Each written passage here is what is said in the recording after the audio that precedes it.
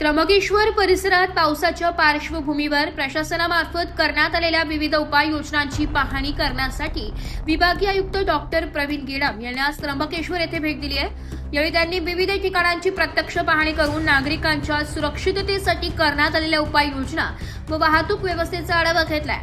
यावेळी अप्पर जिल्हाधिकारी हेमांगी पाटील, सहाय्यक जिल्हाधिकारी तथा इगतपुरी त्र्यंबकेश्वरचे प्रांताधिकारी डॉक्टर GVS पवन दत्ता, तहसीलदार गणेश जाधव, सार्वजनिक बांधकाम विभागाचे उपअभियंता विजय बाविस्कर यांच्यासह विविध विभागांचे अधिकारी उपस्थित होते।